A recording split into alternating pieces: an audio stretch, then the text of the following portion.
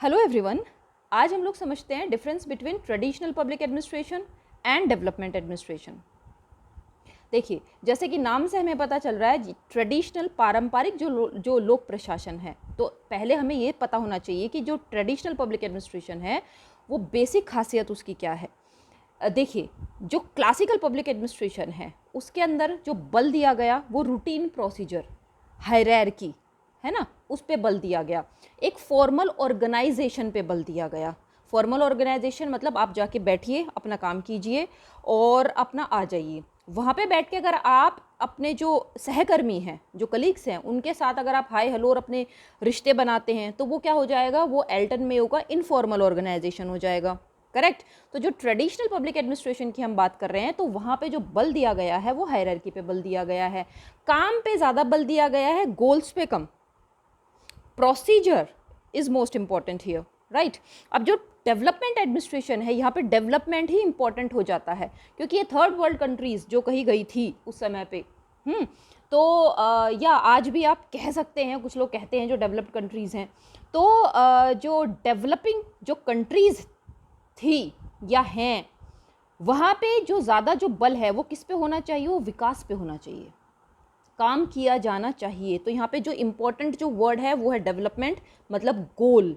तो यहाँ पे प्रोसीजर की तो बात है इम्पोर्टेंट, कि प्रोसीजर तो इम्पोर्टेंट है किसी भी काम को करने के लिए, है ना। हायरार्की इज़ वेरी इंपॉर्टेंट, बिना हायरार्की के काम हो ही नहीं सकता है, लेकिन हायरार्की से ज़्यादा वो जो गोल अचीव करना है वो ज़्यादा इंपॉर्टेंट है, राइट। एक तो सबसे इंपॉर्टेंट डिफरेंस ये है। दूसरा जो इंपॉर्टेंट डिफरेंस है वो ये है कि जो ट्रेडिशनल पब्लिक एडमिनिस्ट्रेशन बात करता है वो प्रोसीजर मेंटेनेंस, मतलब स्टेटस को की ज़्यादा बात करता है। जो चीज़ें चल रही हैं ऐसे ही चलती रहें, ज़्यादा चेंज की बातें इसके अंदर नहीं की जाती हैं, राइट।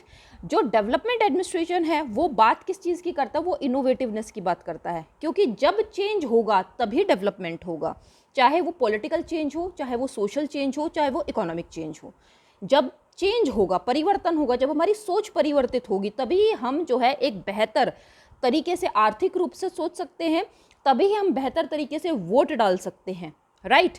तभी एक नेशन बिल्डिंग हो सकता है, इंस्टीट्यूशन बिल्डिंग हो सकता है।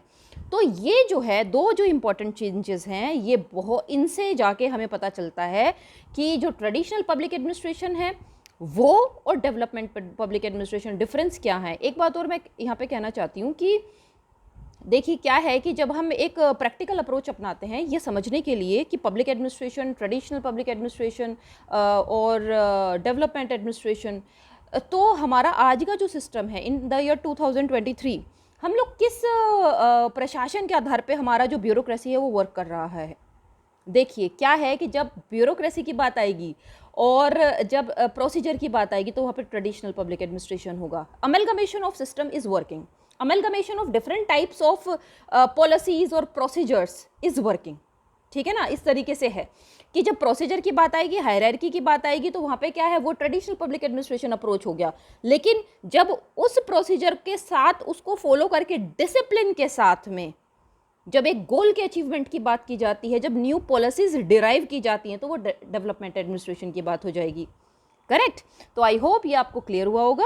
मिलते हैं नेक्स्ट वीडियो में। Thank you so much for watching and take care of your self.